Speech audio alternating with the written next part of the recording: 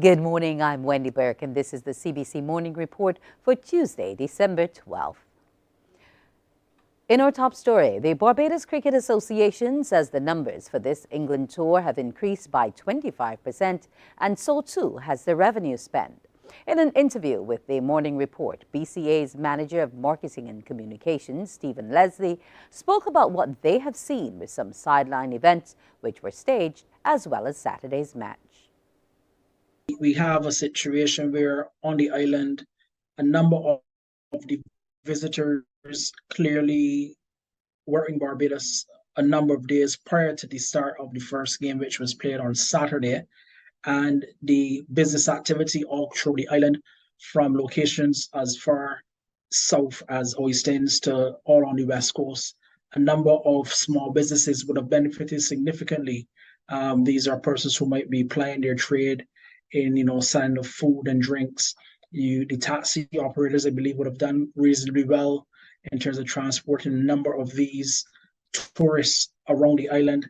And as it drew closer to the actual cricket match, you may be aware that we did an exciting activity last Friday called Cricket Comes to Town, Meet the Players, where we had an opportunity to travel with some West Indies players from Kensington Oval up to Oistins and Beer Gardens, down to Pelican Village in Fontabelle. And the exposure there, certainly when we got to Oistins, there were a couple hundred tourists mixed with some locals who joined us there. We had Darren Sammy as captain. We had Darren Sammy as coach. We had Shea Hope as captain and a number of the other players, along with assistant coach Floyd Reefer, who joined us. And you could see again the activity and the buzz. That was at 4 o'clock in the afternoon. And then we went on to Pelican Village, where again there was a large crowd who joined us there for the activity. So we believe from the commercial aspect that there has indeed been a boost in Barbados. Mr. Leslie also spoke about what today's match could bring.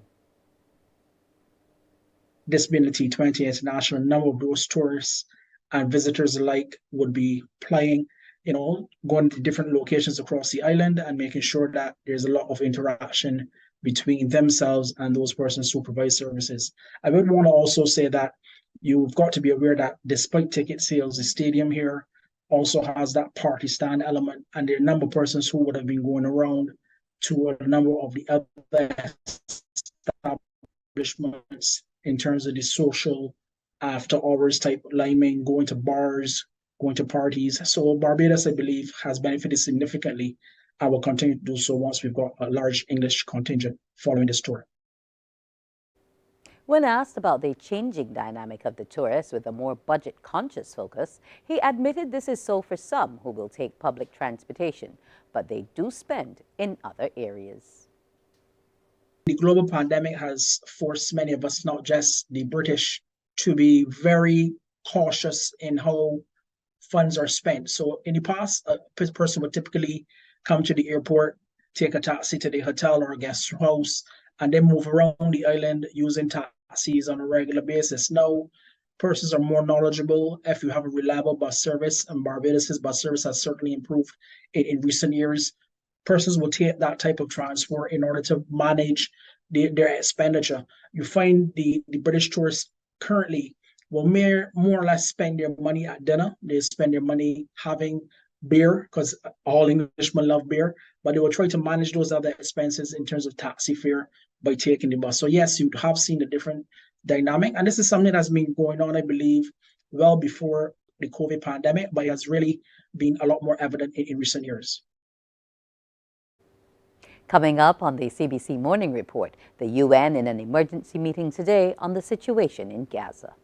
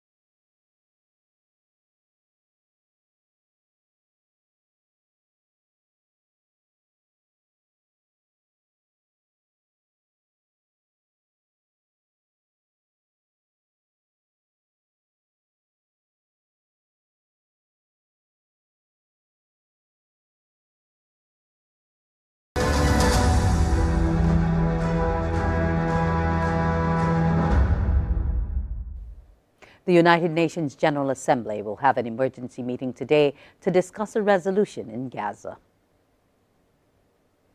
This emergency General Assembly meeting was triggered by the United States veto of a humanitarian ceasefire resolution in the Security Council, a resolution that was favored by the vast majority of Security Council members.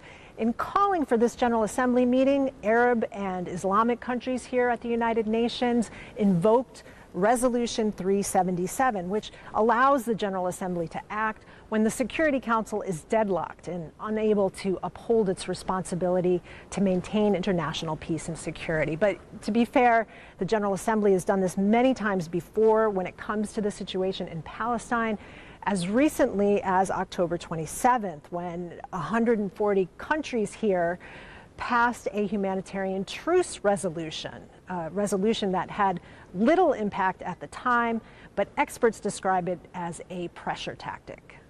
To be blunt, I think that the Arab group and their allies are engineering a series of public events designed to put more pressure on the US.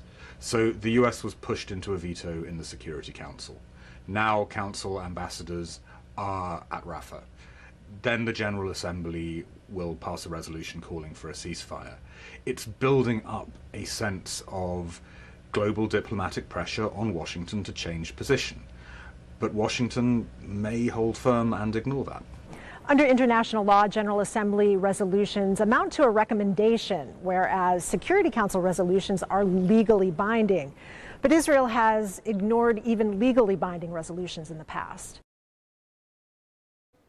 Guyana has long been hailed as having the potential of becoming the manufacturing hub in the region. In its bid to establish connections and provide insights in the sector, the Guyana Manufacturing and Services Association will be hosting a regional summit in Georgetown early next year. Newsroom Guyana has the story. The Guyana Manufacturing and Services Association, GMSA, on Monday launched its Impact Manufacturers Summit during a simple ceremony held at the Pegasus Corporate Suites in Kingston, Georgetown. The event is slated to take place on March 21 and 22, 2024, and will see the participation of manufacturing bodies from the Caribbean as well as Latin America. Among the topics which are expected to be discussed are access to finance, investment opportunities, supply chain developments, as well as concern of labor and skills gaps. In his remarks, President of GMSA, Ramsey Ali, said the summit will create a unique opportunity for local manufacturers to gain valuable insights and establish connections with regional counterparts and to explore potential partnerships for growth and expansion. According to Ali, Guyana is hoping to see new industries and businesses set up operations here, as well as local partnerships formed with regional and international firms. We've got a significant change in our environment as relates to cost of energy as they take place very shortly. And, you know, the amount of new areas that are being opened up in Guyana, raw material supplies coming into Guyana, available from Guyana with all the new areas opening, has made this decision to host the summit even more exciting. Guyana is an ideal location for businesses. As the country continues to attract foreign investments and develop its infrastructure, it's crucial to leverage the expertise and the experience of the neighboring countries to drive innovation and competitiveness. Meanwhile, according to Chairman of the Private Sector Commission, Komal Singh, local manufacturers need to get themselves prepared, especially with the development expected in the gas-to-energy project, which will significantly decrease the cost for energy. Currently, Singh said there are existing barriers within the sector that needs to be addressed. The manufacturing sector, if they continue to develop themselves and produce more goods and services, we need to make sure that those barriers are removed. If not, we're going to reach a situation where we're producing goods and services and we don't have access to the market. We don't want a situation where energy cost is low and the manufacturing sector is not prepared. And I think this summit offers a good platform for us to have more conversation around this area. At the end of the summit, Ali said a document will be drafted with recommendations for policymakers addressing major issues affecting manufacturers. Time to preview what's coming up on Morning Barbados. This morning, I'll be joined in studio by Ambassador David Commichon, the ambassador to CARICOM, and we'll be talking about freedom of movement within the region. We will also be looking at something which happens around this time. That's grief and loss. We'll be talking with Deborah Francis about how we can best cope with it. And joining me in studio as well will be Trinidadian Olatunji. The engine room will be coming to CBC. All these stories and more coming up on the Morning Barbados. This morning's report is being brought to you with the kind compliments of Jordan's Supermarket.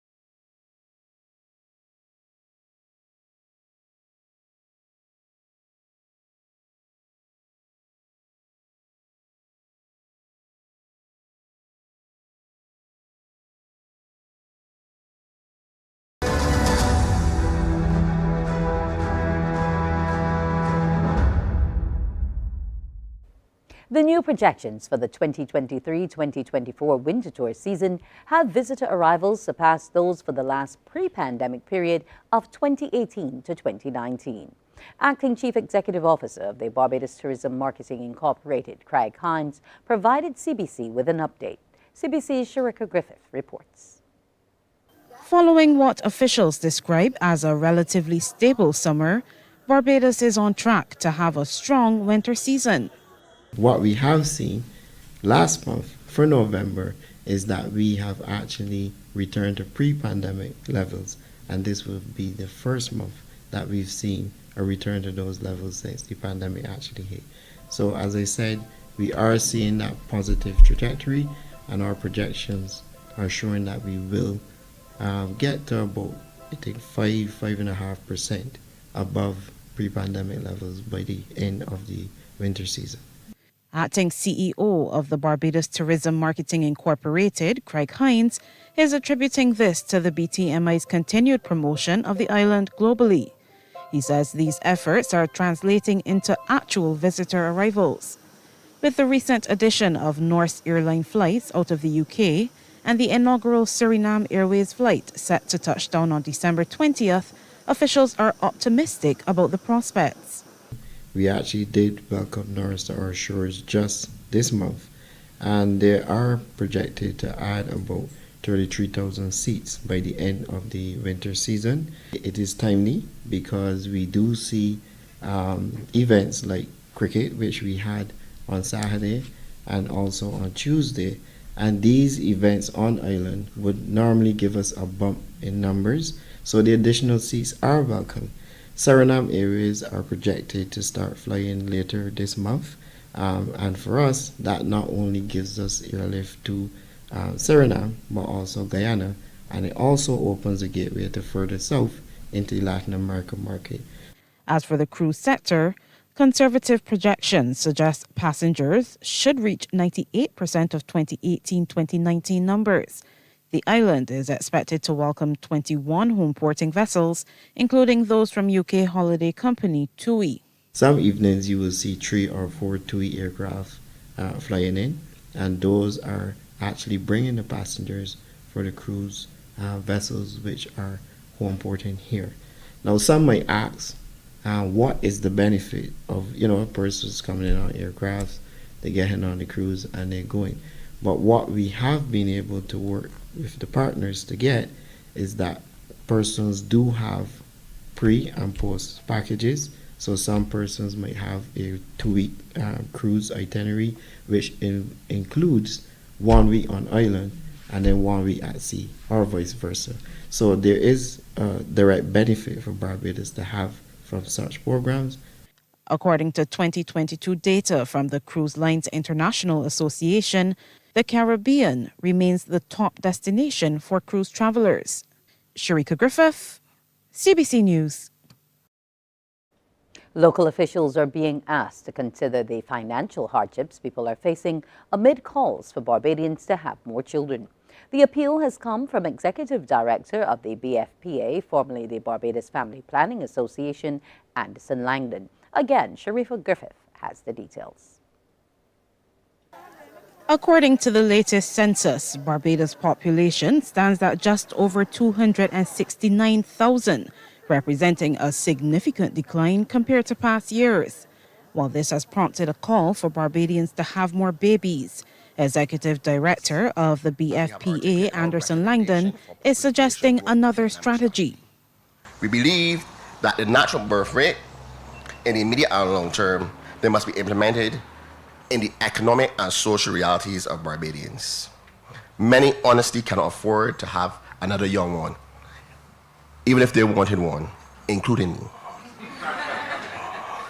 I ask that we focus on an immigration strategy that focuses on cultural integration, maintain our social and cultural norms, expansion of social and healthcare programs, relevant research, and a strategic evolution of our educational opportunities. This has worked well for the first world countries. Why can it not work for us? Mr. Langdon was speaking during the official opening of the BFPA's new Harmony Hall, St. Michael headquarters. He's highlighted some of the services being offered by the organization, now in its 69th year. I'm going to just speak about the ones that I think more people don't know about. The inclusion of services such as fertility and infertility guidance, a total quality male health support clinic, and on-site psychological screening that reflects the organization's commitment to holistic healthcare. This relocation was not just a choice. As you heard, it was a necessity, driven by the urgent need for a safe and secure space. The threat of fires, robberies, and assaults at our previous location necessitated this move. The planned expansion includes, yes, listen, a pediatric clinic, an adolescent and youth clinic, if the funds are made available, and initiatives like the Adolescent Your Mother's program. Minister of People Empowerment and Elder Affairs, Kirk Humphrey, says with an aging population and declining births, a conversation will need to be had on the best way to address the problem. Perhaps we have to have other conversations. Immigration is one. Perhaps incentivizing people to have more children as a long-term strategy is also one. There are other things, right, Marcia? But there are a number of things that we need to put on the table and to have a real serious conversation, because we will not be able to finance the persons we have to care for, the older persons and the younger persons. And consider this, that as times get more and more difficult, those who are vulnerable feel it 3 times, 4 times as hard. In 2022, deaths in Barbados exceeded births 3,349 to 2,274. Sharika Griffith, CBC News. A Japanese company in Antigua and Barbuda demonstrating its new technology to recycle water for household use. They showed off the new equipment at Yasco, turning coffee into water for domestic use. It's part of a research project between the Department of Environment and Water Corp. We hear more in this ABS television report. This is coffee going through the filtration process of the world's first portable water recycling plant and Japanese shower system water box. The Department of Environment and Water Corp are allowing individuals to use the device throughout the weekend. But what is Water Corporation? We're a Japanese startup trying to solve the world's water issues. The water is sent to the box, which recycles it with 6 different filters. The clean water is then stored in tanks that will be sent to the shower. The company officials also explained how the partnership with the DOE developed. We met your country 2 years ago. We received this Earthshot Prize, It was a prize started by Prince William and the Royal Foundation in the UK. And they invited us to the COP to speak. And in the audience was your Ministry of Environment. And he heard our presentation, he liked it, and he offered us to work with us to, test our technology here in Antigua. One of the individuals at Friday's recycling demonstration shared how they felt about it. From the demonstration I saw, I find it very, very interesting. I think I would go for it. Yeah, I like the recycling. While the government is making efforts to boost water production, this initiative is showing individuals how they can conserve it. In sports, a cricket charity initially started to help underprivileged children experience the joy of cricket has now partnered with CPL franchise, the Barbados Royals, and the Roland Butcher Academy to start the Barbados Royal Girls Cricket Club. CBC's Melissa Farley reports on the launch. The Barbados Royals Cricket Club is a free-to-attend cricket-based initiative to empower girls between the ages of 6 to 14, encouraging them to take up the sport and thereby also promoting gender equality through the power of the discipline. By setting up this club here, where we give the girls the opportunity to come enjoy the game, play. If they're any good at it and they want to go further, we help them to go further. And really, as Will said before, this is something really for social change, and that's what we're looking to set up in Barbados. Cricket now, particularly the women's game around the world, is big business. The rest of the world is moving on at breakneck speed, but here in the Caribbean we're still, literally crawling. We've got to catch up and catch up quickly. So the opportunity for these young girls to get involved with the game of cricket, which is now a global sport, is so important. And not just the cricket side, all the other skills that go with it. Founded in 2019, Bat for a Chance, under the guidance of teenager Will Gaffney and his trustees, has grown over the past 4 years. Bat for a Chance had an opportunity to do something really special.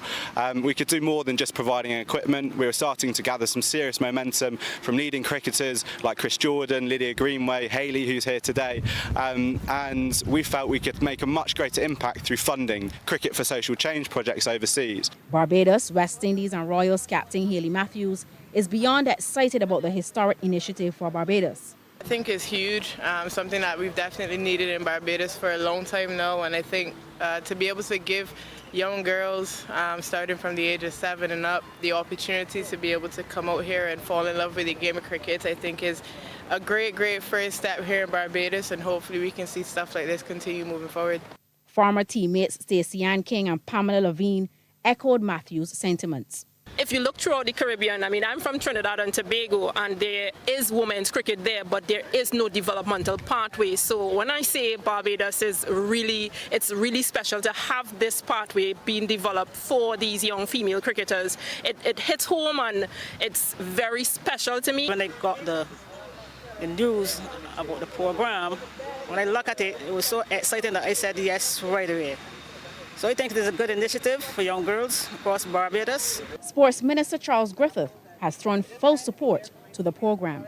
The Sports Council are developing some practice nets at our old location, and it would be good to see at some point in time some of these young ladies involved in the process in terms of using that facility, because it is being constructed primarily for our young people as it relates to cricket. One of the things that I can assure you is that government will do what is necessary to ensure that the success of this program is in place.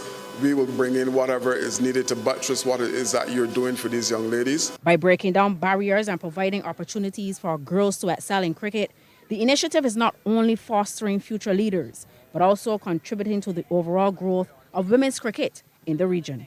Melissa Farley, CBC Sports.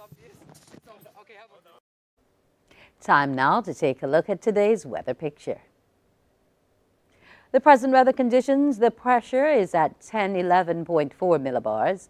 The temperature is 24.6 degrees Celsius. The humidity stands at 93%, and the winds are coming from the east-northeast at 13 kilometers per hour. It's partly cloudy on the outside. The seas are moderate in open water, with swells ranging from 1.5 to 2 meters and increasing. The first high tide was at 3:43 a.m. The second high tide will be at 2:54 in the evening. The first low tide will be at 8:42 this morning and the second low tide at 9:45 tonight. Today's forecast, it's expected to be sunny with cloudy periods with brief scattered light to moderate showers. Tonight is expected to be a mix of clear skies with clouds and brief scattered light showers.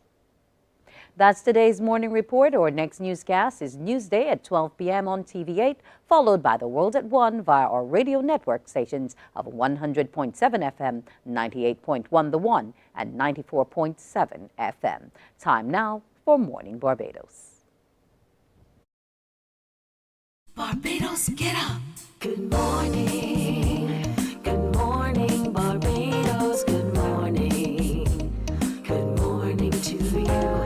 Good morning. Morning, morning, morning. Good morning to you. Good morning. Morning, Barbados. Good morning. Good morning to you. Good morning. Morning, Barbados. Good morning. Wake up, wake up, wake up. Morning to you. And good morning to you. It's Tuesday, December the 12th, and I'm Wendy Burke bringing you Morning Barbados. This morning, we're going to be talking about the region. More importantly, movement within the region. Yes, we're going to be having our conversations on CARICOM with Ambassador David Commichon. Good morning to you, Ambassador. Good morning, Wendy. It's a pleasure to be here with you again. Yes, and it's great to have you in studio with us to discuss this. We've been doing it virtually for far too long, so it's great to see you in person. Now, the issue of the freedom of movement has long been talked about. We see it in some of the various areas. But now the Secretariat has decided that we need to move this process forward with a bit more vigor. Well, lots more vigor. And a special task force has been set up, and you're the man in charge. Tell me all about it. Well, it's a lot more significant than just the Secretariat. In fact, at our Heads of Government Conference in Trinidad and Tobago in July of this year. And that was a very special conference because we were marking the 50th anniversary of CARICOM. Our heads felt that the time had come and this was the right occasion to really take a big step forward. And so they made an historic decision at that conference in favor of full freedom of movement across CARICOM. And I brought with me the actual text of the head's decision, and I think it's so important that I really want to share it with the Barbadian people because we need to start getting our heads around this decision and what is going to unfold. So, sure. Go right ahead. This is what they said. Recalling the St. Anne's Declaration issued at the 18th special meeting of the conference in December of 2018, which called for full free movement by member states so willing by 2021, having received a presentation from the CARICOM private sector organization affirming support for full freedom of movement of CARICOM nationals, the Conference of Heads of Government agreed to work towards the free movement of all CARICOM nationals within the community by 31st of March 2024. The conference further agreed that there are certain basic guarantees that should be afforded to all CARICOM nationals exercising their right to freely move and remain indefinitely in another member state of the community. The Conference of Heads also agreed that any appropriate amendments to the revised treaty to provide for the attendant rights of CARICOM nationals exercising their right to free movement within the community and to accommodate the concerns of all member states shall be completed by March of 2024. So we just Right. basically have a few more months Yeah. before all of this is put in place. Now, they initially would have been a few areas that people wanted to have ironed out for this movement to be successful. And one of those areas was that of Social Security, in terms of when individuals work, the whole issue of taxes, which country would they be paid into, etc. Will your task force be helping to iron out some of these issues? Because it is all well and good for me to move and work in another state, in another country, but at the end of the day, you still want to know that there are certain rights that you can still claim in either country. Yes, well, so the decision made special reference to basic guarantees or attendant rights that will be granted to all CARICOM nationals who exercise this right to move to another member state, to live there indefinitely, and to work. And so, yes, the Intergovernmental Task Force has been charged with thinking through all of the issues surrounding this decision and coming up with the modalities to implement this decision by the end of March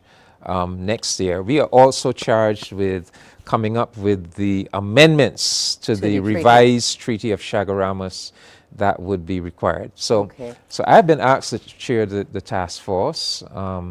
We've had, under my chairmanship, we've had 2 meetings thus far. How large is it? Oh, it's a very large task force. It's all of the member states, representation from all of the member states. All at the ambassadorial level? No, not necessarily. Some ambassadors, but member states have determined their own representation.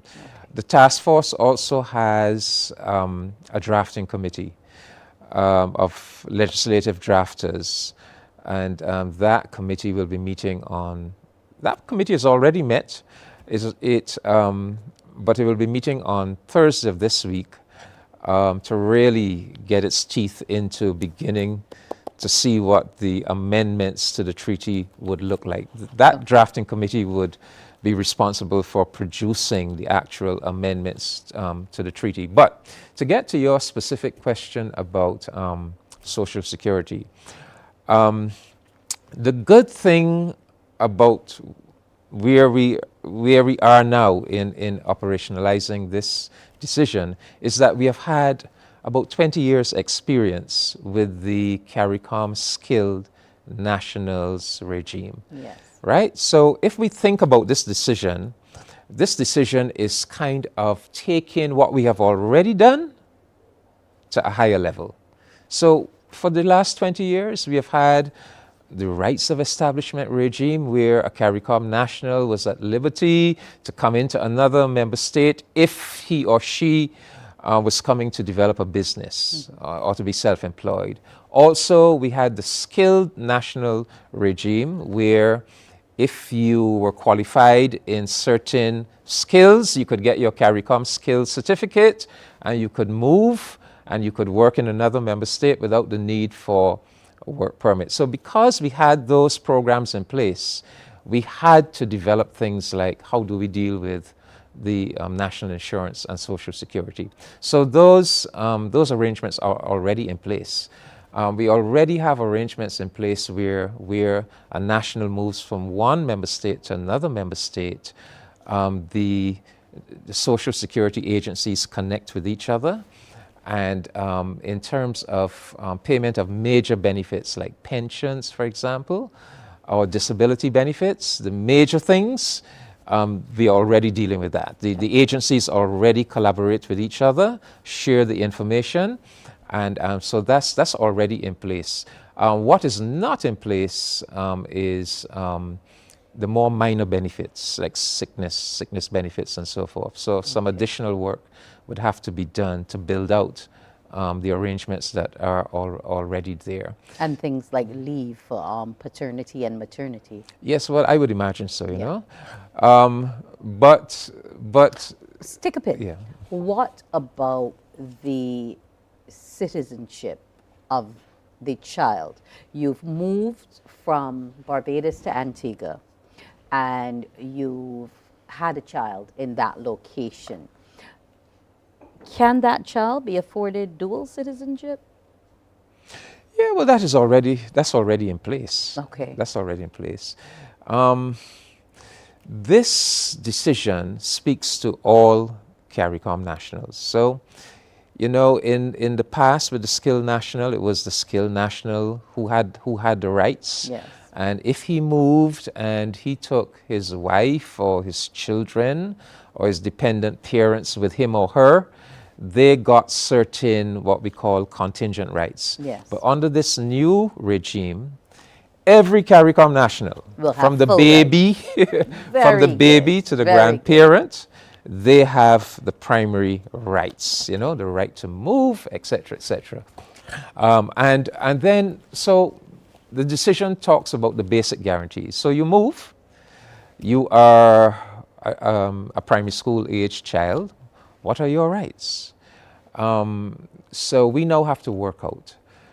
A CARICOM child who moves, will they be afforded treatment, accommodation in the primary setting, school? yes. If there's a pre-primary program, will they be accommodated on the same basis as the citizen of the country that they have moved to? So these are some of the things we have to work out now. And how difficult will it be for them to get integrated into the school system? Like, what do we have to take with us to say, okay, yes, you can go back into, if you go mid-school term, yes, we will accommodate you at the level you're at, et cetera, or will they want to put children back because one entity might believe, well, our structure of teaching is a little different to yours? You know, these are things that would concern parents. Well, you're taking it even a step further. Yeah. I mean, first of all, we have to determine if they can. Well, you know, we have to determine what things will be what services will be guaranteed to persons who move. And when I say guaranteed, what services will be granted to them on the same terms as applies to a citizen of the country. So, for example, healthcare. Was just coming to primary health care. A person who moves, should they be given the same access to health care as a citizen of the country? So, for example, in our Barbados system, basically we don't pay for primary health care, you know, the polyclinics are free, etc. Should a national coming into Barbados to live indefinitely, should they be treated the same way as a Barbadian where primary health care is concerned? We are access to drugs on the Barbados drug system, for example. Secondary education.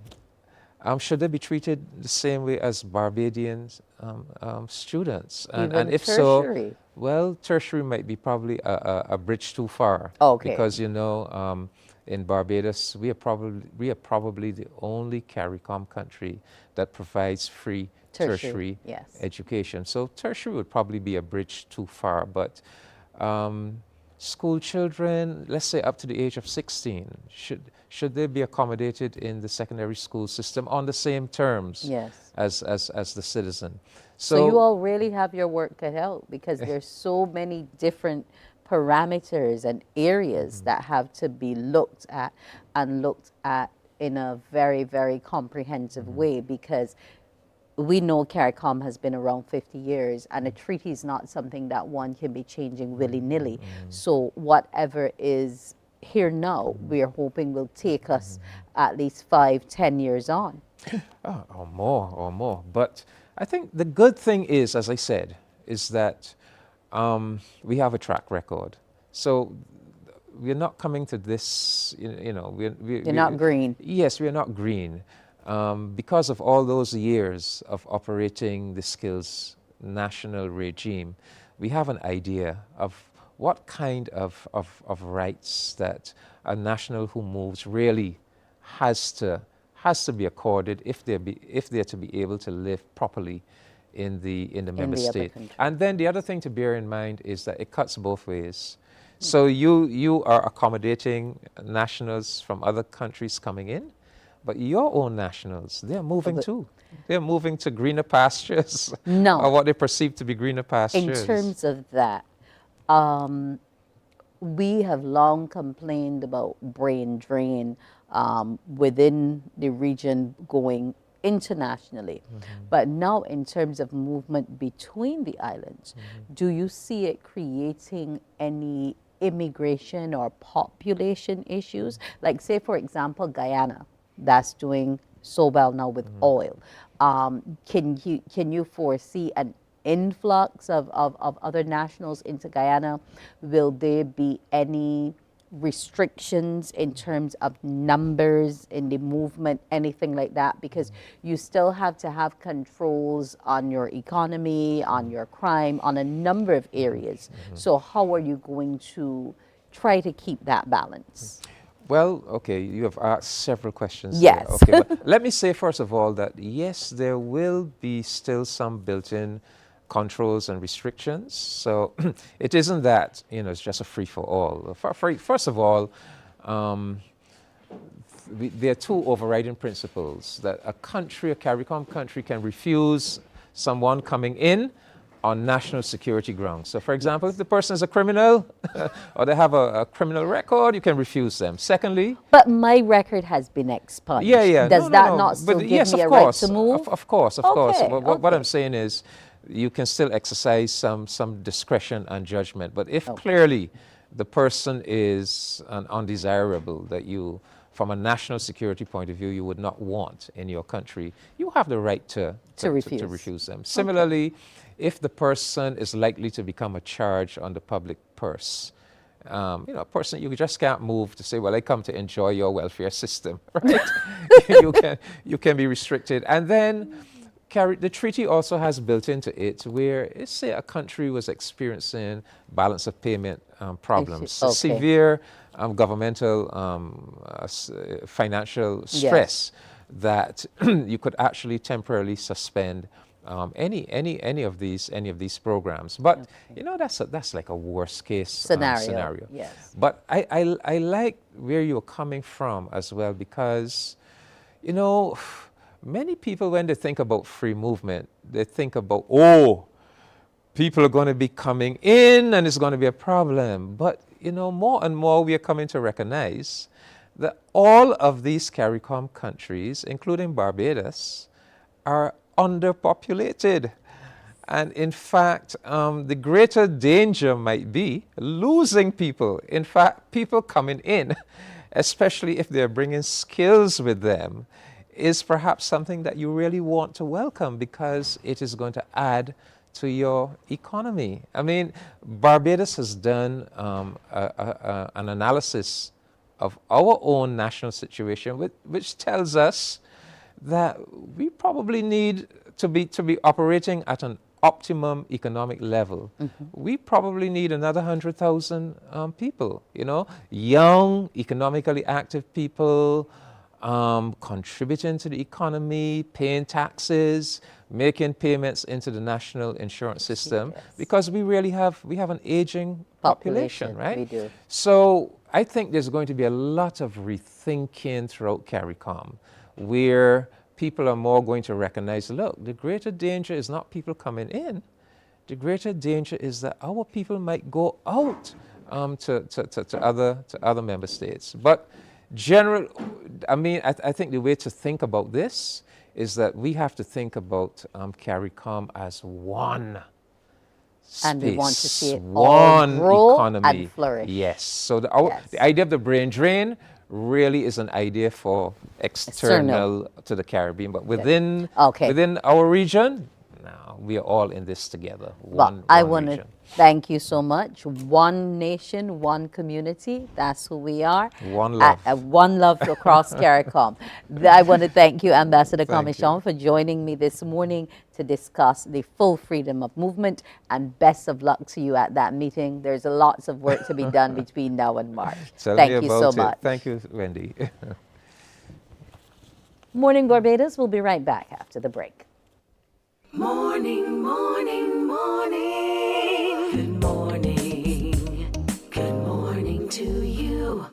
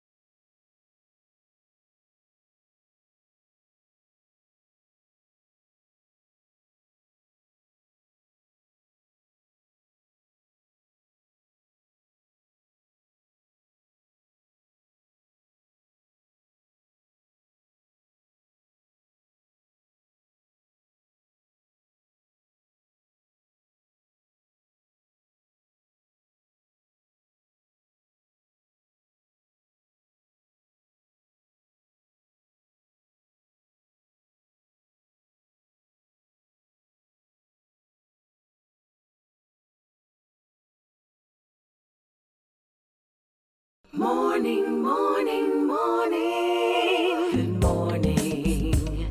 Good morning to you. And welcome back. This morning, we're going to be discussing a topic which many people may not want to talk about at this time of the year, but it is something which happens, and that's grief and loss. And we will be touching it this morning. I have 3 guests in studio with me. Deborah Francis, the project coordinator of Seasons for Growth Grief Education.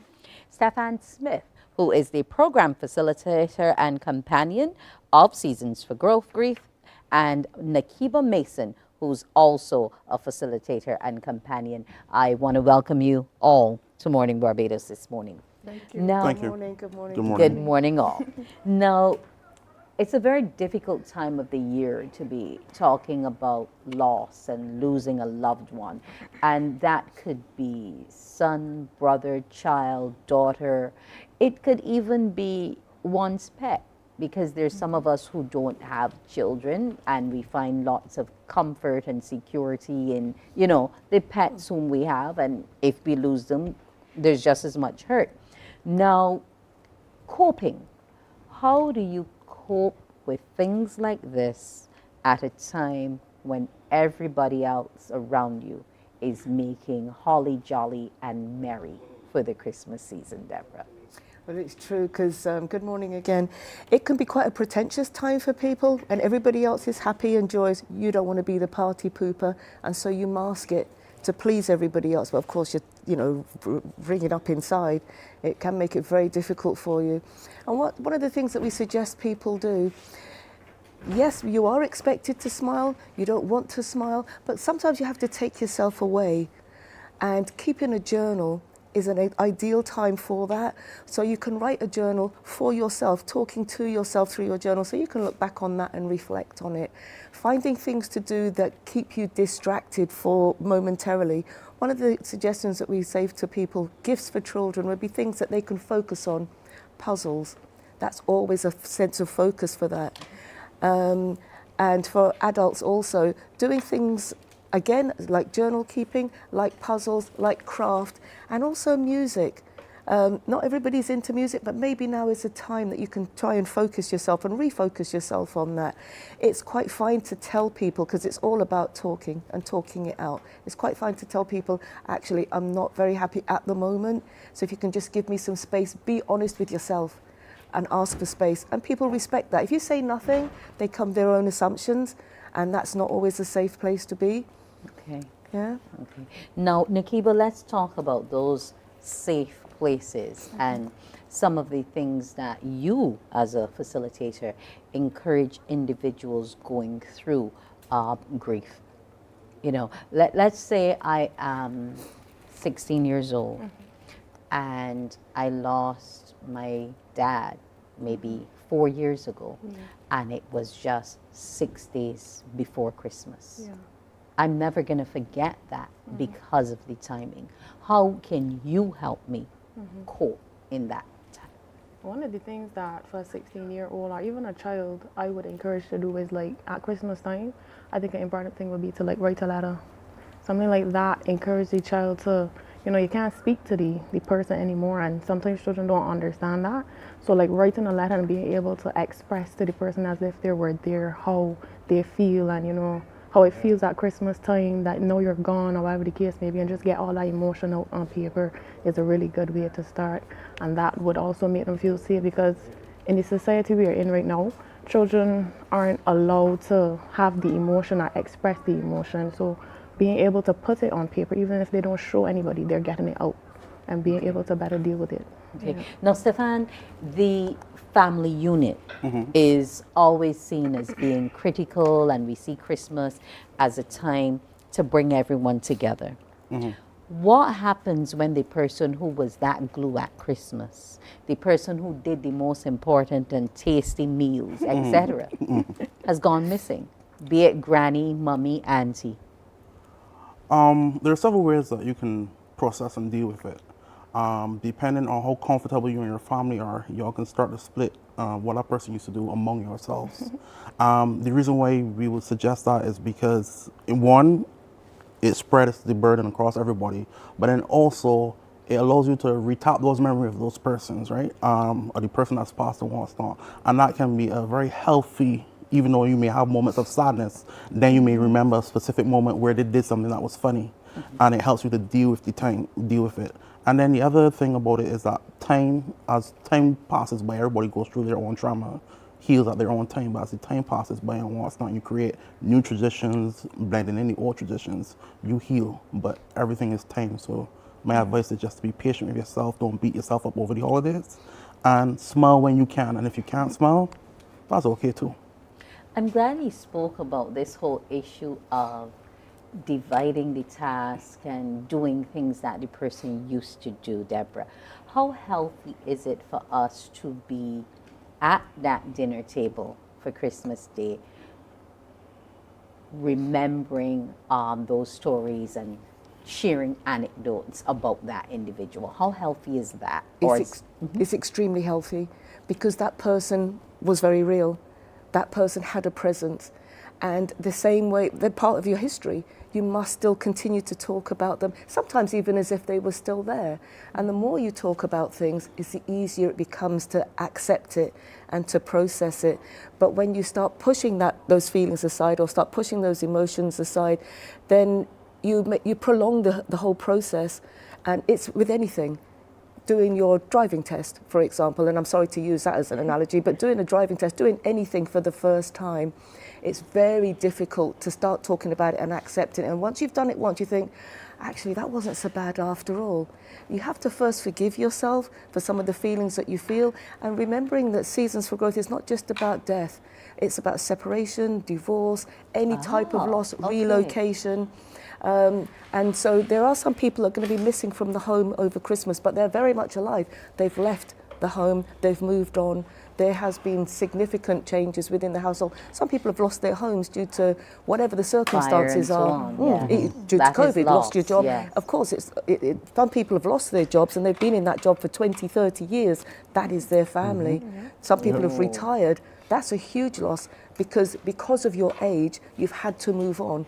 And it's not necessarily your choice. Some people want to work until they're 70, but protocol has dictated you need to move on. That again is a loss. So you still need to talk about things, you still need to talk about the person, again, making it more comfortable for you to accept. And you'll find joyous moments within that. And as Stefan was saying, you could be doing the cooking and think, wow, I remember, Auntie used to burn the gravy, and we used to have 2 lumps of gravy instead of pouring gravy. Yes. And then people think, actually, you'll see everybody else's shoulders drop. oh, it's okay to talk. Because some people are uncomfortable with you if you've lost somebody because they don't know what to say next. Is it all right? Yeah. But when they hear you talking about it freely, they think, oh, okay, so, you know. So now that you've mentioned all the other areas of grief and loss, sometimes it does not always leave us in a sad position. It might leave us in a state of anger. How do you then deal with that and trying not to create that air of foulness and resentment, you know, toward others who didn't cause it? Well, I think that the important thing is acceptance when it comes to dealing with any kind of loss, and realizing that, you know, it's not my fault. Because that's probably why a lot of times we get the anger, you know, we think, well, this body gonna leave me, or, you know, this happened and it's my fault, and we blame ourselves. But accepting and realizing that the situation was out of our control first, and especially to having support, whether it's friends, sometimes it's not family, because as Deborah said, you know, it's hard to have that conversation with our family sometimes. But if you have like a support group, it could be a friend, or as we have the program, so we could lean on, so the person to understand, well, you know, this is not your fault, and we could get past this. It's okay to be angry as well, but we don't need to stay here. Accept this emotion, let's move on, and, you know, deal with the actual loss of it. Okay. Stefan, help our viewers understand how the program works and how we can connect to it if we need to have these services. Okay, so Season for Growth program is basically a group based in terms of whereby we operate with a small group, 8 people, and then we have a facilitator like ourselves.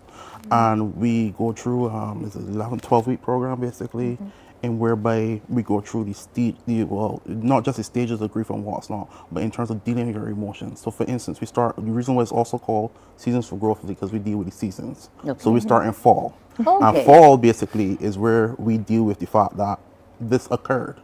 So you can say that was more like the acceptance of it, right? The rationalization, all right, this thing is real, this loss is real. Then we go into winter. Now, when you look at winter, it's cold, outside looks dead and what's not. But that's whereby you can say is the beginning of the healing process. Okay. And when I say that is in terms of whereby, you know, we start to deal with the reason behind the emotions. So for instance, as we were just talking about, you may feel anger because of a loss of someone. Why do you feel anger? We get to that point. And then we also, what we impart on everybody is our coping skills, right? Because it's very important for us to, one, separate emotions, but also express it in a healthy manner. So we're not saying that you're not supposed to feel anger. You can't tell anybody they can't feel anger. Because I don't know that if we can tell anybody what emotion to feel Exactly. at any point in time. Exactly. Because what might trigger sadness in me might just trigger remorse in you. It might trigger anger in Nakiba, and it might trigger a nonchalant attitude in Deborah. Yes. You Right. know, so And we all, and it would be the same situation, but we'll all respond to it differently. That's very true. It's ironic that you mentioned that because I have experienced that in my group setting, right? And you just have to acknowledge that. But the one I found to be very helpful in terms of what I've seen is how you express yourself. So I had one person whereby they actually like to cook. Another person like to read, and one person said they like to sleep. Literally, they would get into the feeling of sadness and what's not. They would have a rest, but they said once they woke up, they felt better. Okay, So interesting. you just have to find your coping skills, and we do help you in terms of how to express yourself and so on. And then, as everybody has mentioned here, journaling. It seems, I know sometimes the first couple of times when you do it, it seems, but honestly, getting those emotions off yourself is a huge help to you, your body, your mindset. The other part we go into is spring and summer. So spring basically is whereby we got new life and what's not, and this is whereby moving forward, it is okay. And then summertime is a playful time, but it's also letting you know basically, well, like everything, it passes. And the sun will come out tomorrow. And you will smile again. Okay. So how do you get in contact? Debbie basically is our, she's our coordinator. We have a website, but right now we are working with the schools programs, right? Primary school, and we are now in one secondary school so far, right? Yeah. And tell me a bit about that, Deborah, because we have been talking about children needing more mechanisms to be able to express themselves and the things they're going through, and the shortage of guidance, counselors, and all these things within the schooling system. How does Seasons operate with children? Okay, so we actually contact schools, or the schools can contact us. And as Stefan said, we have small tailored groups, no more than 8 in each session, and they're all age relatable. And so we'll have one facilitator that will go to that school and deliver the session to that one group. There could be 4 or 5 groups all running at the same time with different facilitators at that school. Okay. And it's for 1 hour, 1 day a week, each week, and the program lasts for 11 weeks. And it has to be at the same time because we have to be a constant in the children's lives, because oftentimes because children there is no are constant. creatures of pattern. Absolutely. Yes, yes, And so okay. it will be the same facilitator. We don't swap them or change them around, because that's also about confidentiality. And trust. And trust. Building the And so we don't want a child to have to try and trust somebody else again after they've already spoken to somebody about their feelings. And that person will get to know the children intensely, and you don't want them to have to go through that again with somebody else. So we need to let them know we're there for them. So with the schools, we work with the schools, and the schools will actually refer the children to our program. We don't deal directly with the parents. We will feed back to the school if there's anything untoward. Everything that the child says, but the parents will meet us. Obviously, we have our meetings with them, talk about the program, and then they'll sign the children up. The school will then refer them to us. Okay. And what the child says with us stays with us, unless it's a child protection issue, because then we have to forward that on to the various agencies. Good to know. Yeah, so if a child comes to us and says, well, this is how I'm feeling, or I don't like auntie, or whatever, they're their feelings and they're entitled to them. Yes. We can't stop them from feeling those feelings, but if they're talking about harming themselves or harming somebody else, that's a different another story. level. That's another level. Okay. And the program is a platform. You might have children who have been having counselling, and once they're finished with their counselling, it's a platform down to us.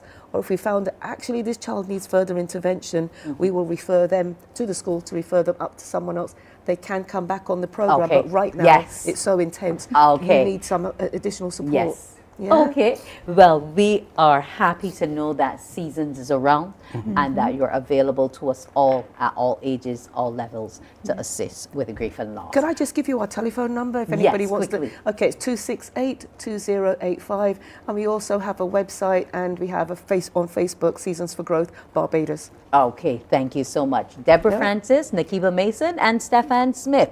It's been a pleasure having you on Morning Barbados. Thank you so much. Thank you so much. Take care. Take All right care. then. Bye-bye.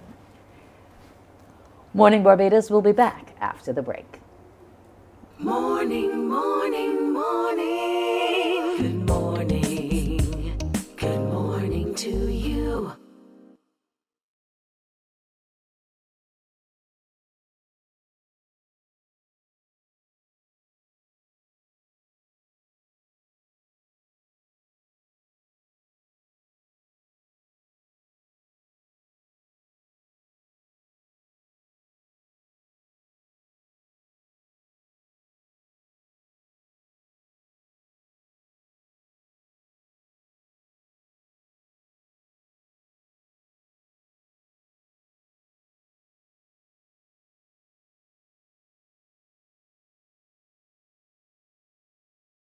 Morning, morning, morning. Good morning. Good morning to you.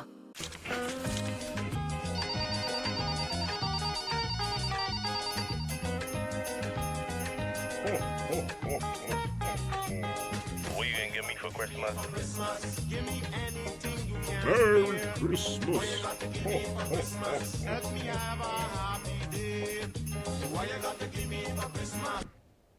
And what you gonna give me for Christmas? Yes, it's that time again this morning. CBC's What You Gonna Give Me for Christmas competition. You know how to answer your phone. Remember, if you don't answer correctly, we will move on to the next person. Now, What You Gonna Give Me for Christmas is being brought to you by a number of sponsors for Christmas. They want to make sure that everything is right in your home. Now, let's look at some of the prizes. We have Bok, who is bringing you joy this Christmas. Carmita's Deliciously Bajan. And let's see who we have this morning. What are you going to give me for Christmas?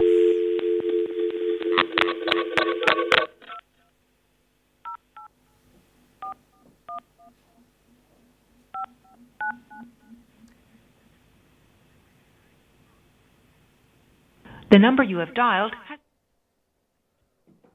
Okay, so it's on to the next one. We're going to Give Me for Christmas, being supported in part by major sponsors for this Christmas: Post Wireless World, Best Dressed Chicken, Swiss. Let's see here now. The number you have dialed has not been recognized. Oh dear. Well, I think it's on to the next one. Let's give somebody a chance to win this morning.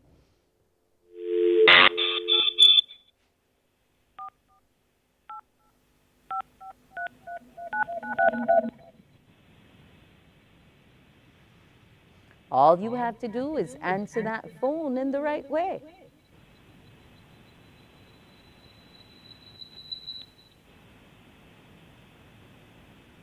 We're sorry.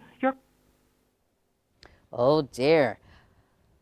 Let's see. One more.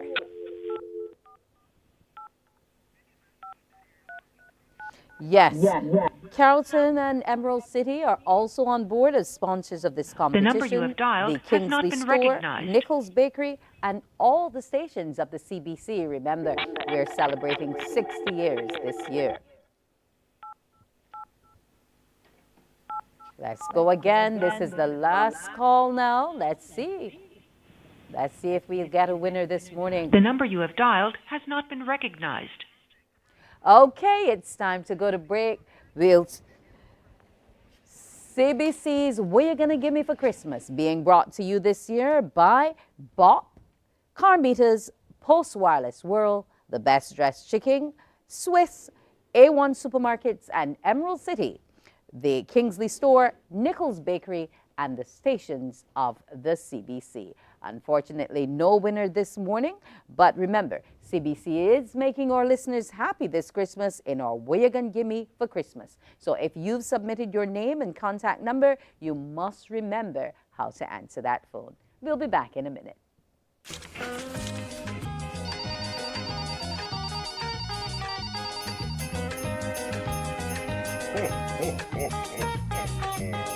What you gonna give me for Christmas? Merry Christmas. Let me have a happy day. What you got to give me for Christmas? I need something from you. Morning, morning, morning. Good morning. Good morning to you.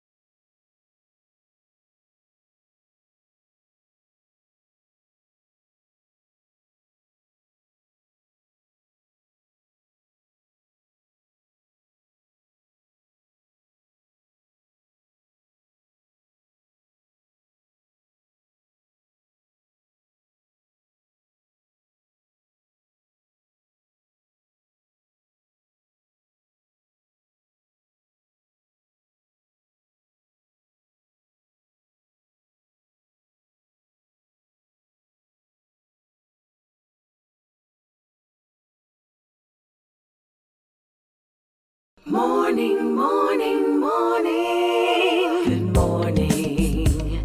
Good morning to you. It's time now to meet Sherry Ann Mon, a singer and songwriter who will be telling you how you're not spoiling her Christmas. You know something? I plan on having a great Christmas this year. Whoa, I feel alright, yeah. Oh, na na na. I got a feeling deep inside. Christmas this year will be alright. It's not about the trees and the lights, but how I feel inside. Let no one steal my vibe. So I'll wake up and get ready to start the day. Do some housework Make sure everything in place. Turn on the radio. Christmas music will set the pace. I've decided no matter what, I'll be thankful this. Sing it loud, sing it strong. Nothing is spoiling Christmas for me. If I got money or money gone. Spoiling Christmas for me. Sing it loud, sing it strong. Nothing is spoiling Christmas for me. If I brought money long. Spoiling Christmas for me. Oh, Christmas this year will be a joy. Watch all my blessings, they're coming down from above. Oh, I don't even need a gift. So I'll tell my family, wake up. Let's get ready to start the day. Do some housework. Make sure everything in place. Turn on the radio.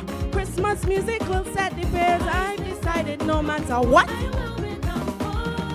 Sing it loud, sing it strong. Nothing is spoiling Christmas for me. If I got money or money gone. Spoiling Christmas for me.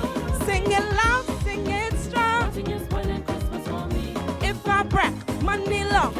Oh, if I don't get plenty gifts. If I get my boy. I got nothing on my list. Oh, when this sponge cake about hard and the ham tasting bad.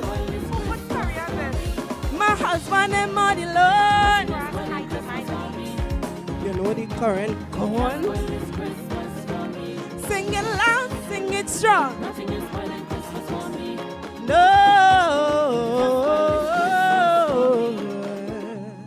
not spoiling Christmas at all this year. Morning, morning, morning. Good morning. Good morning to you.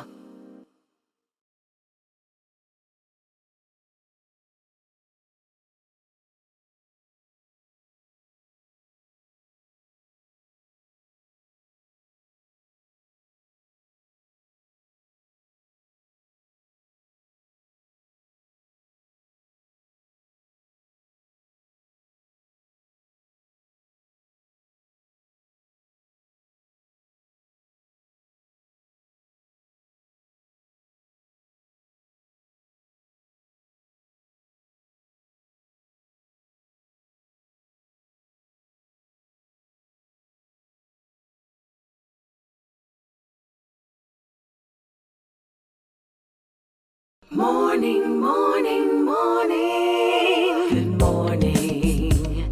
Good morning to you.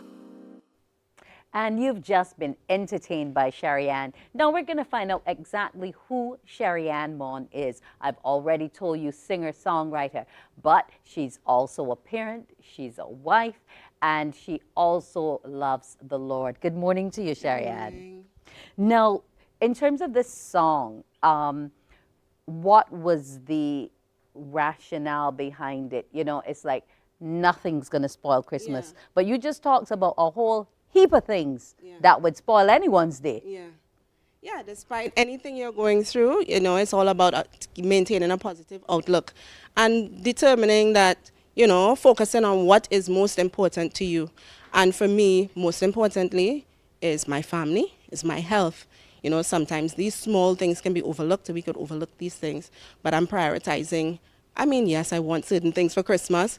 You know, you want certain things to be in order, but if they don't fall in place, you're not going to let it spoil your Christmas. Just keep rolling. Yes, I wanted to give people that anthem and something to keep in the back of their minds, despite, look, I'm not going to let this spoil my Christmas. Now, not only is it about not spoiling Christmas for you, but you tend to be able to cope and deal with a number of different things. Yeah. You have a gifted child. You would have had some issues in terms of finding him the correct schooling, etc. Yes. You also have another child. So in terms of keeping that balance and keeping everybody together, how do you do it? Oh boy, the grace of God, support, a lot of people around us, you know, helping, allowing yourself to be supported as well, which is also very important. We have a lovely group of people trying to help us to find accommodations for my son Jacob to be appropriately accommodated as a gifted child, and not just him, but many other kids in Barbados who are also gifted and talented, who don't have any place, you know. They might be they're there, but they're not really found in the system to be identified as gifted and talented. So it is really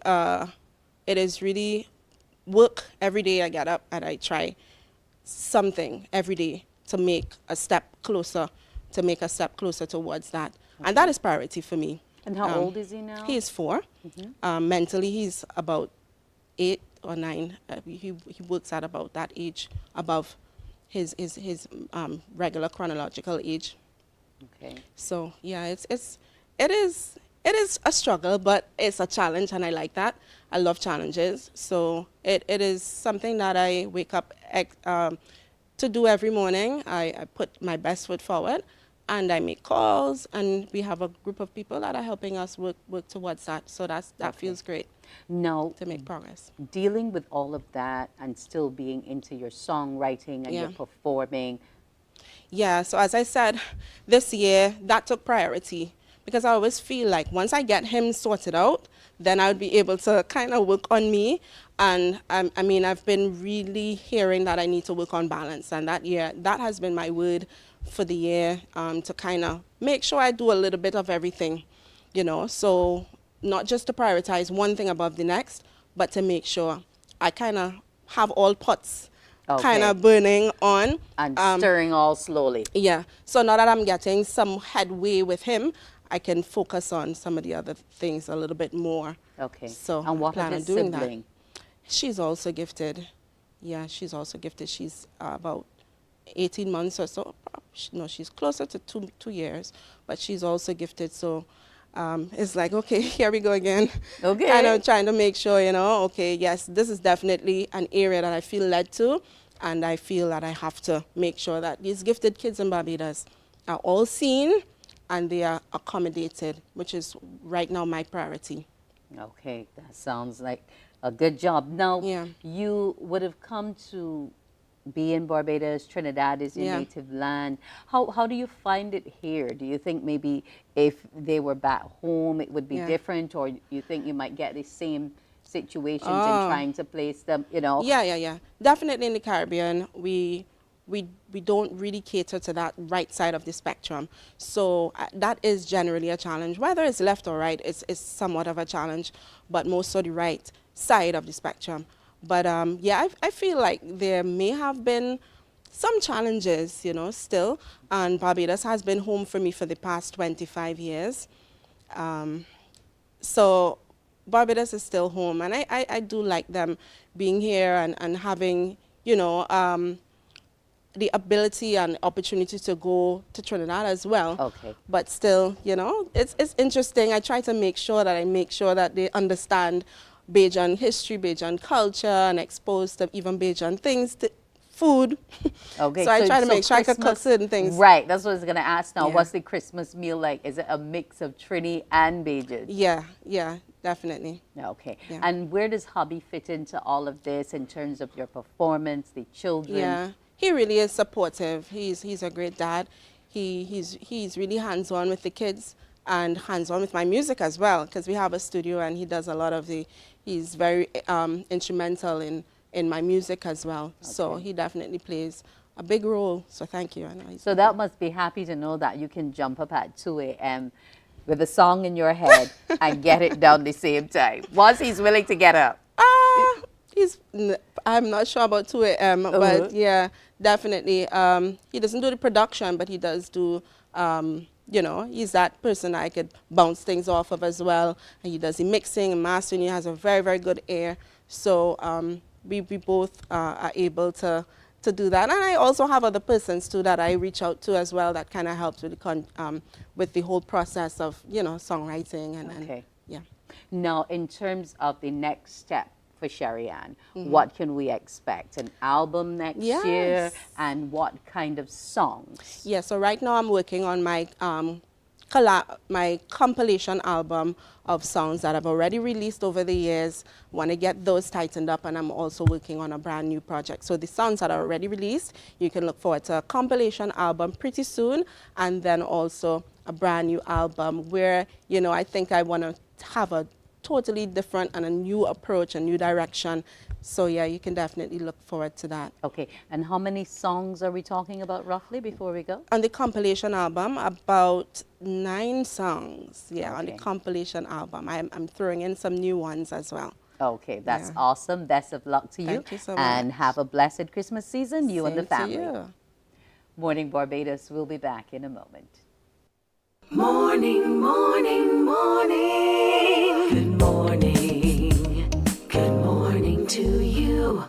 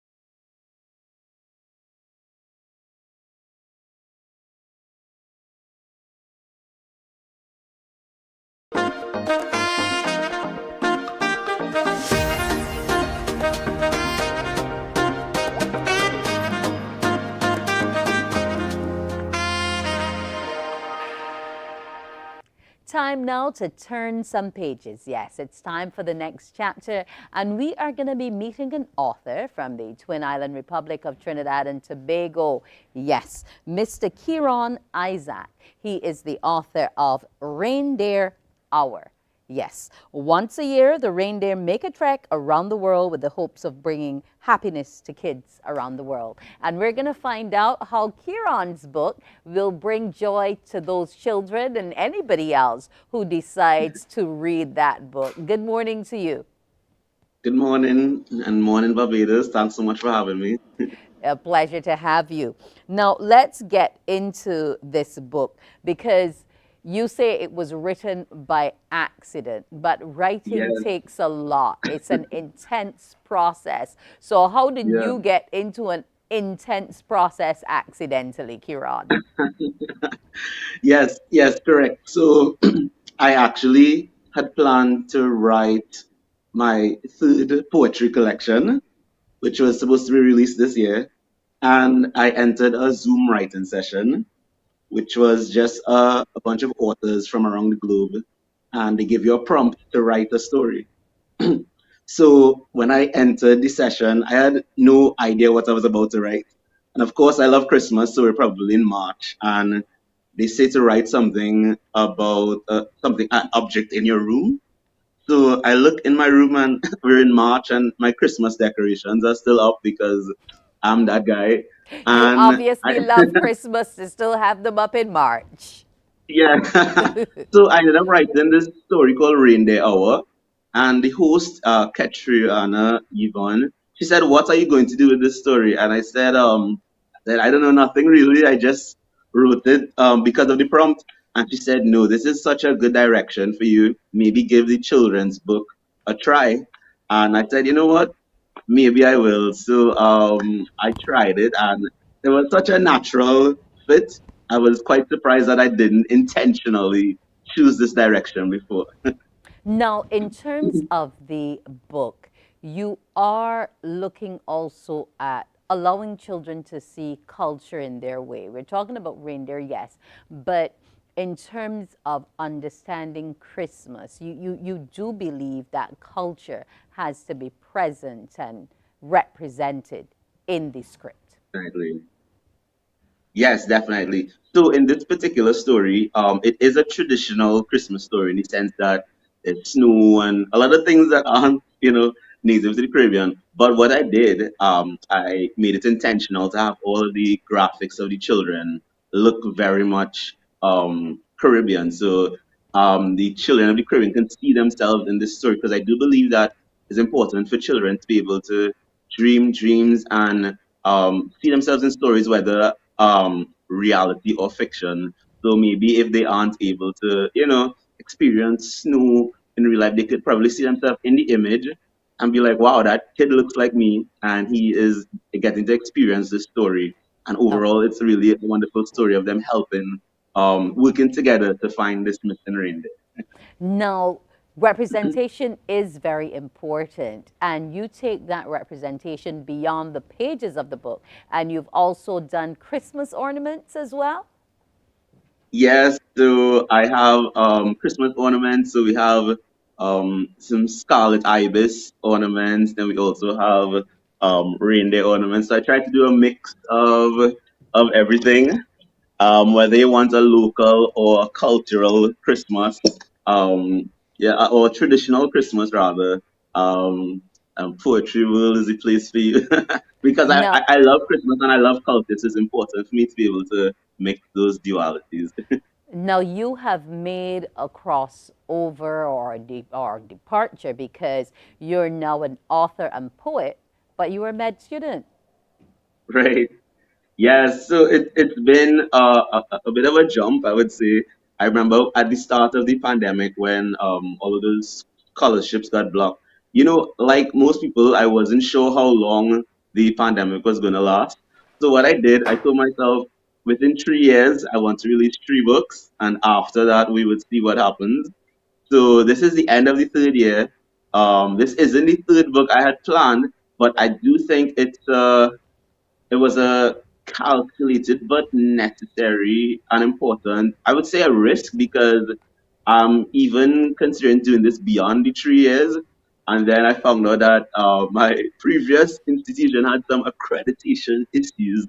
So I'm not sure what next year holds, but I am just doing what I can and enjoying the creativity and the craft. And perhaps at next year, I'll do a little bit of fasting and see, what God has in store. But I do love this creative aspect. It's been such a blessing to me, and I just really enjoy getting to explore this side of myself. It's probably not the way that I had intended to be able to explore these options, but I feel like our blessings come wrapped in not the colors we expect them, but yeah, you have to know when to take your blessings, and it's been really wonderful to explore my creative side. Now, you mentioned God. Has that been a force, a driving force for you in terms of helping you along this creative path and keeping you grounded and centered and saying, okay, yes, I've departed from what I originally wanted to do, but I know He has my back?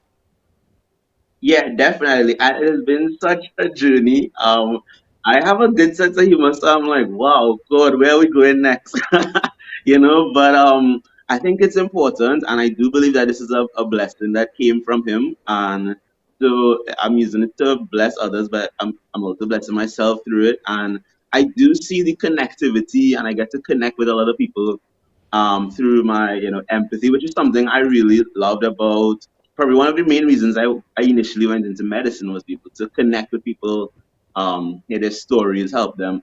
And now as a writer and an author, I'm getting to connect with people. I connected with someone who lost their husband, and she was buying the book to reconnect with her daughter.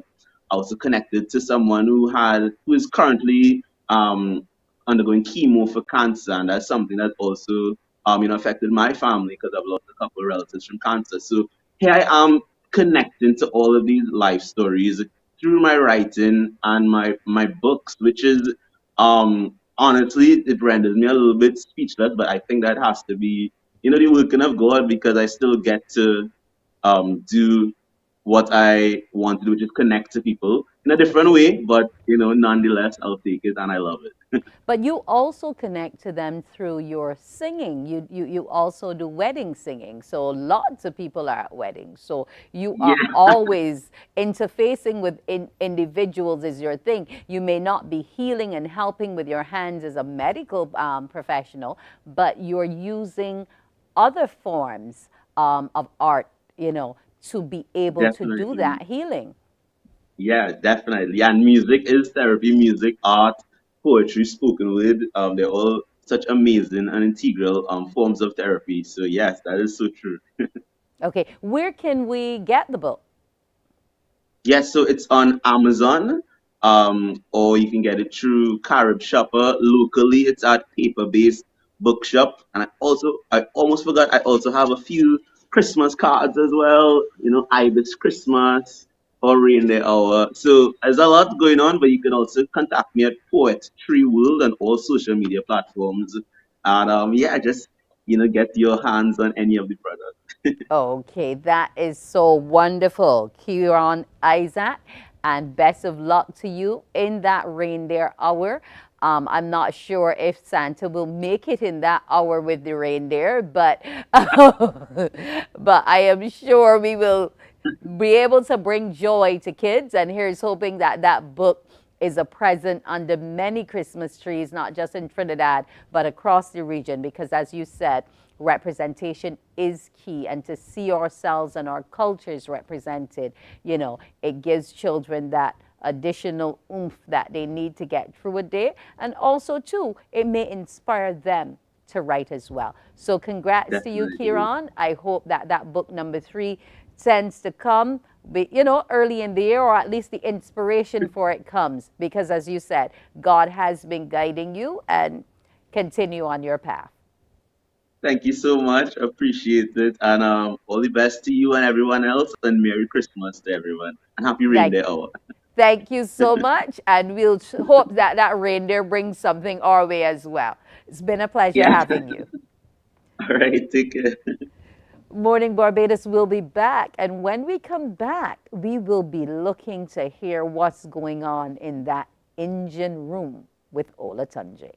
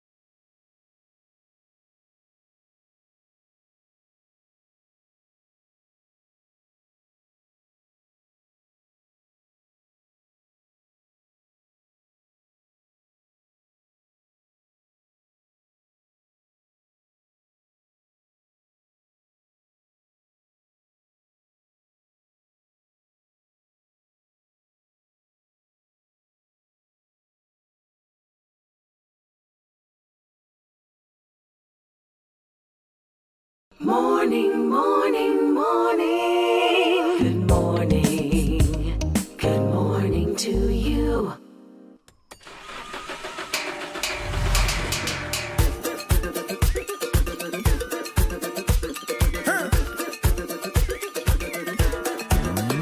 When you ready, rhythm and the iron and the man with the Congo drum. It's a vibe in the session when we jam into the steel bun. Come on, join the line, grab your bottle and spoon. It's a party in the engine room. In the engine room, we go jam it steady. In the engine room, we go get on wassy. In the meantime, why don't you join the line, grab your bottle and spoon. And come let we party in the engine room. This song had so many people swing over the carnival season, the crop over season, the engine room, Ola Tunji. That song has now been named as the National Action Carnival Committee's 2023 Calypso of the Year. Good morning to you, Ola Tunji, and congratulations. Good morning to you, and thank you very, very, very much, and thank you for having me here this pleasant morning. Yes, it is a pleasant morning, and made all the more pleasant by those vibes and the rhythm of that particular song, right? Now, you've accepted the award for Engine Room. It's full of energy, it's drive, it has pan, it has old iron. It has just about all the elements of a Trini carnival. And there are so many songs produced each and every year in Trinidad. How does it feel to have been selected as the song of the year? I mean, words really can't explain that, and to put it into words, it'll be very, very difficult, because we've been doing it a long while, representing our culture, being an ambassador for our culture, calypso and soca music, and we're doing it under that passion, that's the fuel, and to see you're getting that acknowledgement from your peers, your colleagues, and the public, and thing is, words can't really explain that. And then knowing that is the calypso of the year, which is the mother of soca music as well too. So it's just it's a grand thing and a beautiful thing, and I'm totally humbled. Okay, that's awesome to hear. Now, you bring a different level of energy, effervescence, comedy, charisma to the stage. And I remember them saying when you were on the X Factor that you more or less are the consummate showman. You have all the right ingredients for stage. I mean, you may not have won there, but in terms of being there and putting the Caribbean and our culture on the map, how was that for you? I mean, that worked out pretty well for me. And then coming back home to get that glorious response from home and in the Caribbean, I think that was the real trophy. That was the real trophy for me, because we as Caribbean people, we're very proud.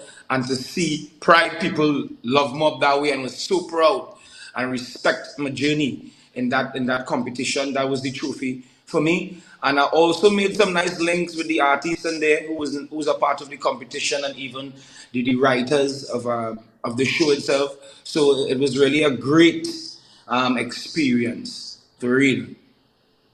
Now, you've been continuing in your music mastery. Many see you as an icon in terms of how you represent yourself, your music, its styling, that type of thing. Afro Soca King, is that a crown that you wear proudly? I wear that very, very, very, very, very proudly. Very proudly. And that was given to me for real, because being my name is Olatunji. And this song, when I had the Ola, Ola, Ola, Ola, Ola, which was written by Kit Israel, Emmanuel Rodder, and myself, and produced by Kit. And it had that Afro beat in it, right? And that Afro bounce in it. So I guess the people gave me that title, and we wear it very proudly because of my name being Olatunji in a real life as well. And we're from Trinidad and Tobago, the Caribbean, and we blend the Afrobeat with the soca, which was very easy to do because our calypso really came from West Africa. So it's just normal. It's a normal transition, and I wear it very proudly. Now, how do you feel about those fusions? Because Afrobeat has taken over. We've been having a number of them performing within various countries in CARICOM. How do you feel about it? I'm super proud, and I'm seeing a window for us in the Caribbean to take full advantage of that, because the sound is so similar, the Afro and even the Latin music that's happening right now too as well too. We have a lot of influence here in Trinidad, especially with the Spanish community. So I think the Afrobeat and also the Latin is something that we should take advantage of here in Trinidad and Tobago and the Caribbean. And being that it's worldwide and gone as well too. So it's just going to feel natural. We're going, but are we being sufficiently rewarded for it on the international stage? I mean, we recently saw Machel take a big one, but what about the rest of us stepping up and them recognizing Calypso as the indigenous and powerful art form that it is? That is a real great question. I mean, if I had the answer for that, I think I'll have been on an international, platform all the time. But I think the right collaborations, the right sound, so that the international audience could groove to, could understand, Um, I think we need to have more presence in in the platforms of sales as well too. All these things we still need to work on, and we getting there. And we were already there with Harry Belafonte. We were already there when Calypso was king.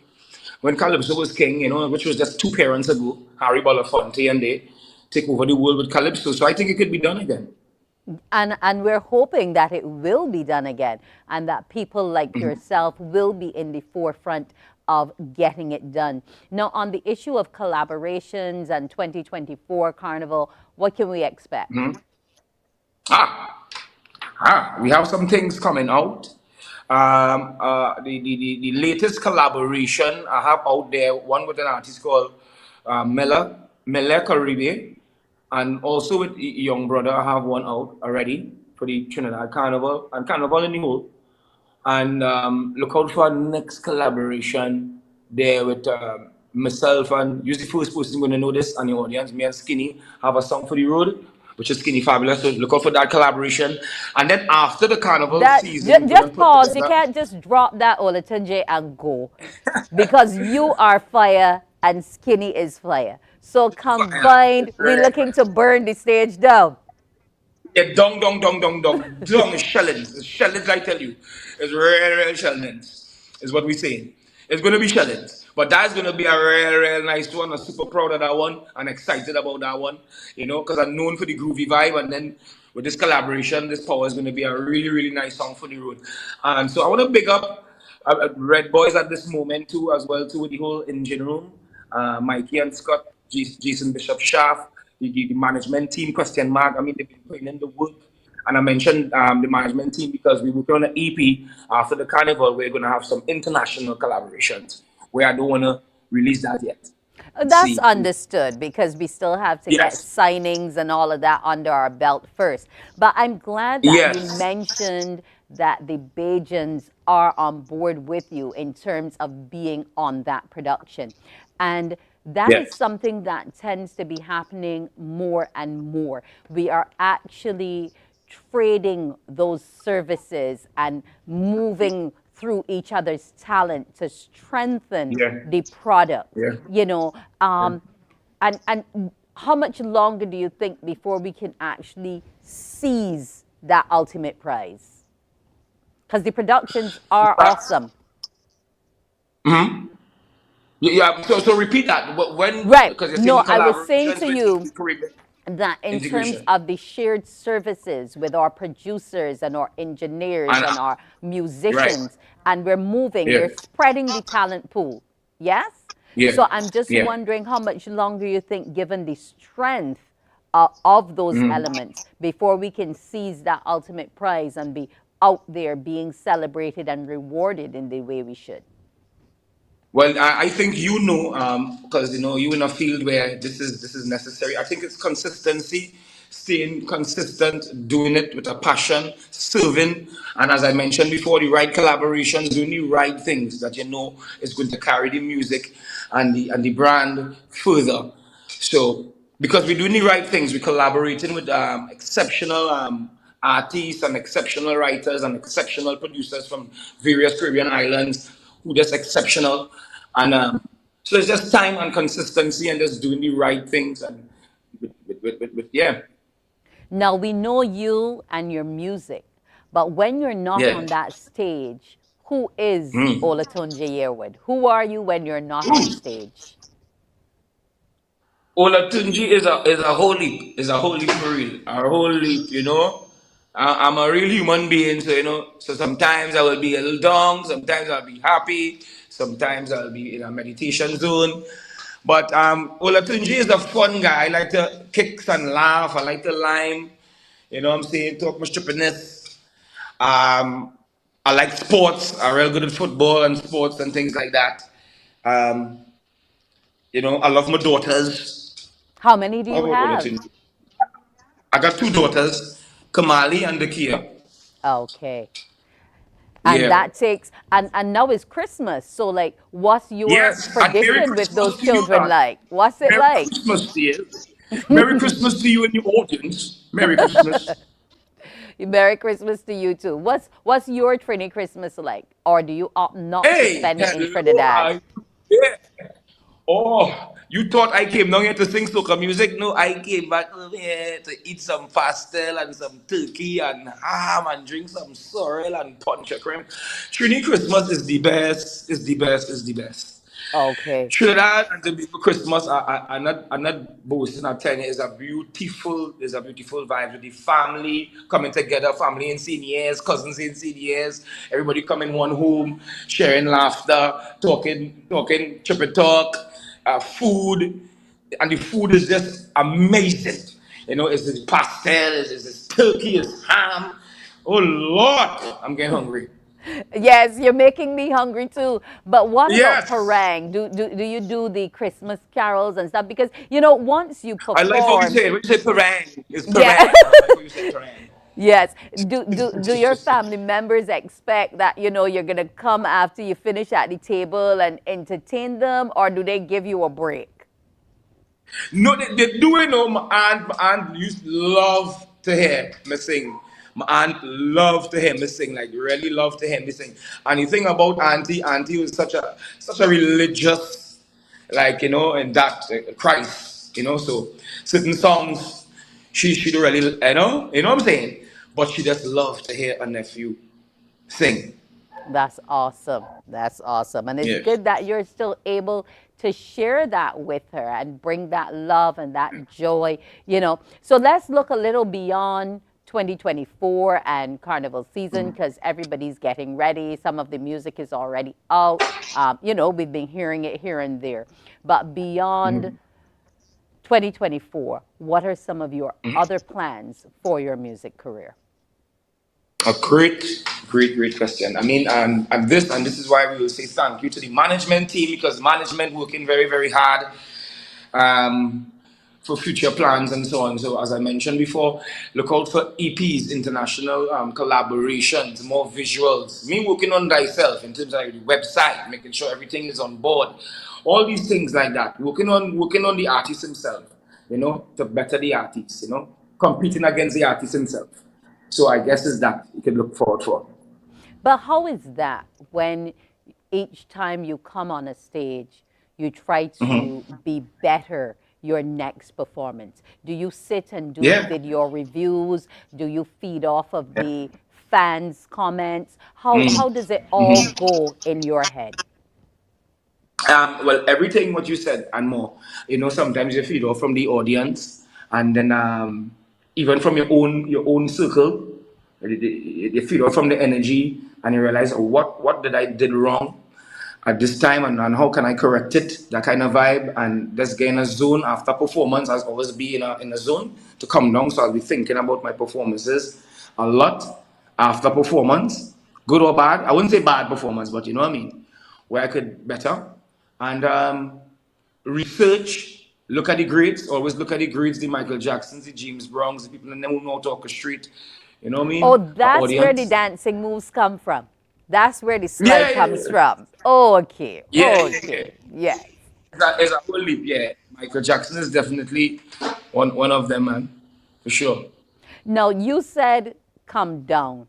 I don't know if ever Yeah. I've watched you on stage and you've come down. You always seem fully hyped and more hyped and extra hyped each time. You're right. Yeah.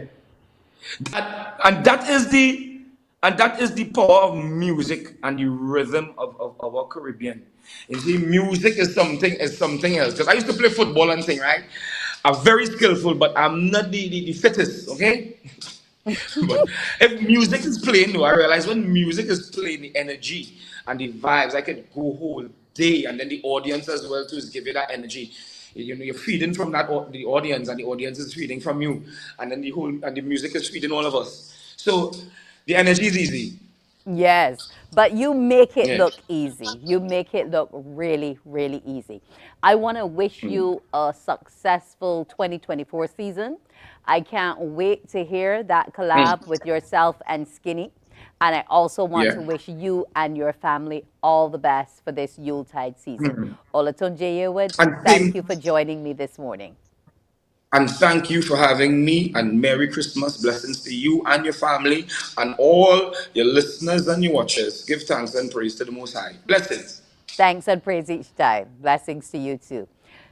Now, Morning Barbados will be right back, and we'll tell you a little bit of what's coming up tomorrow. Yes, we will be talking HR with the Human Rights Association of the Human Rights. Yes, the Human.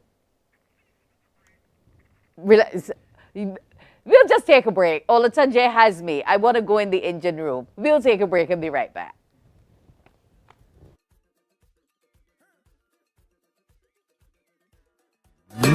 When you're ready, rhythm and the iron and the man where they can go drum. There's a vibe in the session when we jam into the steel bun. Come on, join the line, grab your bottle and spoon. It's a party in the engine room. In the engine room we go jam it steady. In the engine room we go get on wassy. In the meantime, why don't you join the line, grab your bottle and spoon. Come let we party in the engine room. Ooh, yeah. Well, how else we will survive if we don't create a vibe? This is a big part of the life, so soca must live and never die. In this party atmosphere, so sweet that I can't describe. So all the artists you must be here, cause without an engine, can't start, so we cannot dive. No oxygen tank, we got dipsy dive, so we got to come together and try to find a way, find a way. No more fight down till we got a unify. Let them keep the money, we not taking vibe. They go come run me down when you see them. Get this song when you're heading. Morning, morning, morning. Good morning. Good morning to you.